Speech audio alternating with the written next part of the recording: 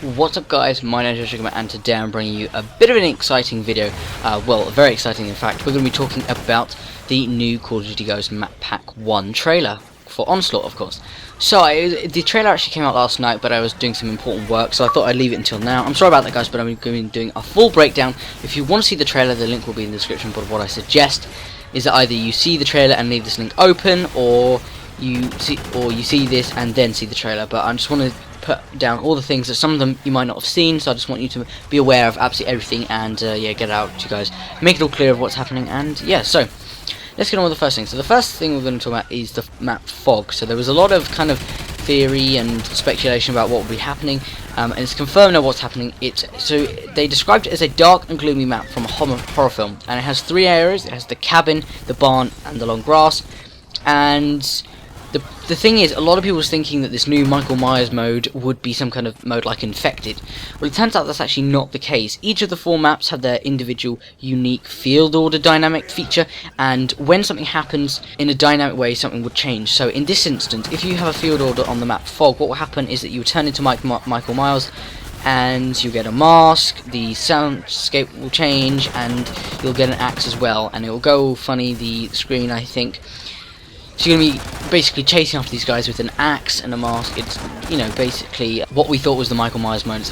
It only happens as like a kind of kill streak, you might call it, when you complete a field order. So it's a bit disappointing. In the future, if this goes well, it would be nice to think that Infinity Ward will say, okay, let's think. They like this, we'll make it as our own mode, and instead of having a field order, that we'll make our own mode out of this, because I think it would be a really good mode, really successful, and I'd even pay to have it as DLC, as its own separate mode. So that would be really cool, really awesome, and in the future we might even be possibly seeing some, you know, future kind of kill streaks and stuff. But in this map, that pack, that's not what we're getting, but there's a lot of cool stuff, so I'll get through it all. So the next thing we're going to be talking about is all these different screenshots you see on screen, like the cave, like all the different cabins, and you would have seen all that. But the next thing we're going to be talking about is Bayview.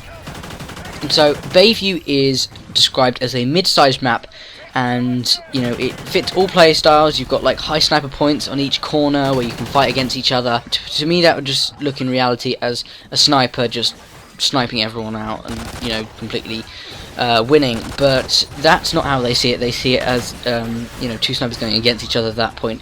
But the field order, the dynamic feature for that map, is that there may be more dynamic features. There probably are, but if you call in a field order, what happens is you get these naval vessels, I think, on the sea that we can see in the background. And when you call in the field order or the artillery strike, you literally get an artillery strike. You get a missile coming in, and it drops down and explodes on a certain area. It's probably gonna be like Missile Crash, whatever, where every time it will crash in exactly the same point.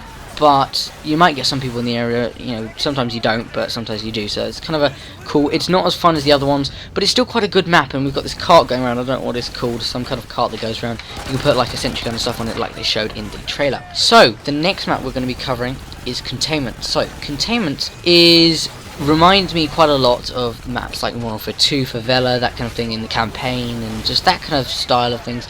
Certain aspects of Modern Warfare 3, like the Middle Eastern kind of countries. But anyway, this one is set in Mexico, and this map has a riverbed that divides two sides of the map and a bridge going over the top of the riverbed. So what's the dynamic feature about this? Well, this one has a radioactive missile parked, I guess, in the middle of the map, because that's what it do. You can imagine if it had it on one side or not the other, then it would explode and it would kill like half your team. So they have it in the middle of the map, and when you call in the field order that you completed, you call it in and the radioactive missile explodes, and we can see some pictures of that happening here. So it's quite cool. I guess it's on the truck, on the lorry.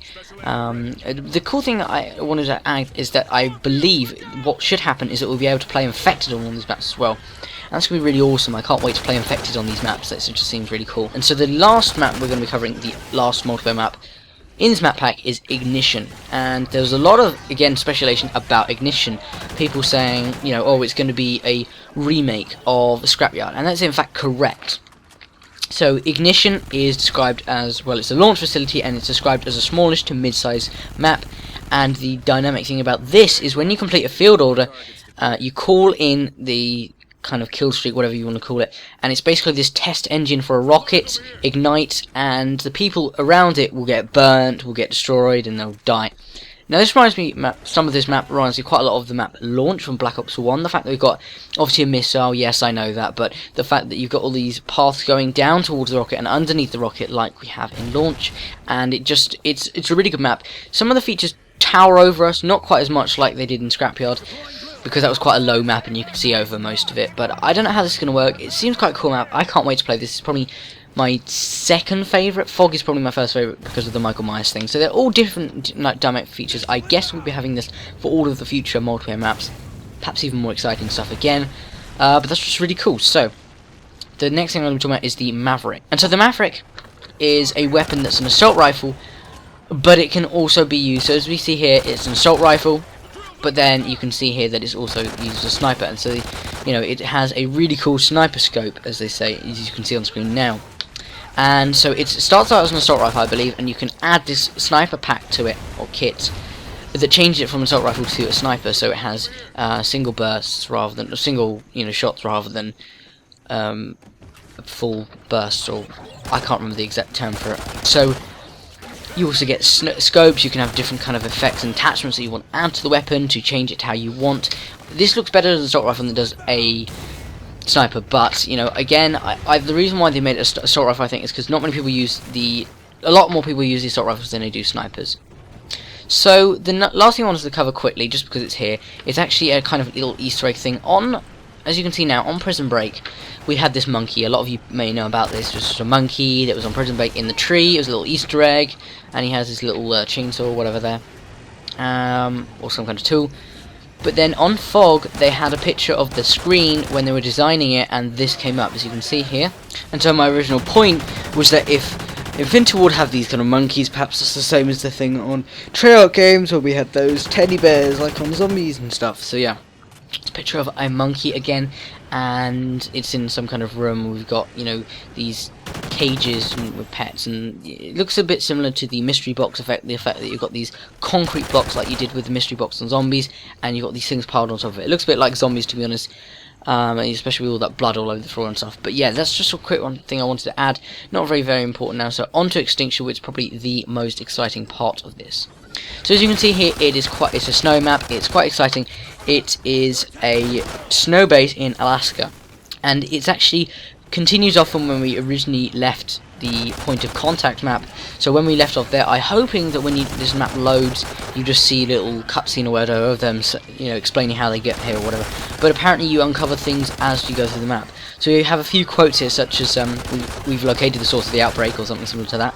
And now you hear that now. Source of the outbreak located. And so from that, it sounds like a bit like Zombies, when you have some kind of infection that leads to an outbreak and leads to more zombies, and that's the whole point of the map, especially like in Origins. And we've got another quote, as you can hear here. Please hurry. So as you heard there, they were saying, please hurry. So there's obviously some characters we've got to save. Perhaps it's like Zombies, where you've got to save some person like Leroy, not as some massive giant, but just some character that you might free and perhaps have to protect. I don't know. Now, a really important thing to add is, things such as these new hives. That's not very important, but we can see in the background there's more barrier hives, as you can see there. I may circle it, I may not, so this may be the entrance. Perhaps these are hives, or perhaps these are just part of the design. But a really cool feature to talk about is the weapon. So we're going to gain a new weapon. They did not state the name of it, however, this weapon is unique because either you build it from some parts or you find the weapon. I'd like to get parts and build it. That would be really cool. But anyway, what happens is when you get this weapon, you get ammo by picking up these little pouches, and you're squeezing it, and you're saying that you can have scorpions, and you get it from the scorpion. So I'm guessing you kill every now and then. When you kill a scorpion, you'll pick up this little pouch, and you squeeze out all of what's inside it. It's basically like the stuff that the scorpion shoots out, and you'll put that in your gun as weapon, as the ammo of it. So that'd be quite cool.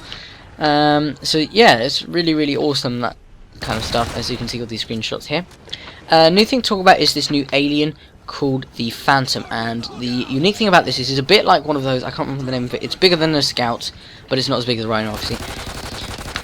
This alien, basically, it's glowing purpley, kind of white, and it has electric buzz as well, which is kind of annoying because that blends a little bit easier into the snow colour, as compared to the red kind of orangey glow effect that we had with the normal aliens. So this alien is unique because of the fact that it can jump quite a lot. It jumps higher, it just jumps around more, and the thing about this is when it jumps, it turns invisible. So not really something that we want, you know. So, but the other new thing is this giant creature. I did talk about this before, and this is called the Breeder. And the name suggests it's the largest boss they've ever made, and it suggests that it may, you know, spew out either aliens, or it might just, obviously it's going to attack you, as we saw in the trailer. But there's a, you know, there's a lot of things that we may not even have seen in the trailer that will be Easter eggs. That'd be really cool.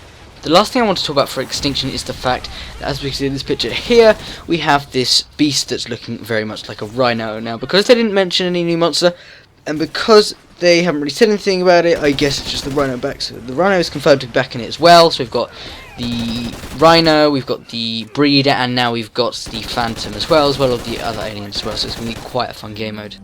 So that's been the video, guys, the breakdown. Hope you guys enjoyed. If you do, make sure you leave a like and let me know all your comments and views below. That'd be absolutely awesome. But I've got some very cool videos coming soon about theories. I might not do that one now because I was doing a theory, but it might work for the next map pack, not this one. But anyway, guys, there'll be lots of new videos coming soon. Make sure if you haven't already, check out the new series. A lot of them coming, and I'm thinking of new ones pretty much every day. So thanks very much for watching, guys. Hope you enjoyed the video, and I'll see you soon, guys.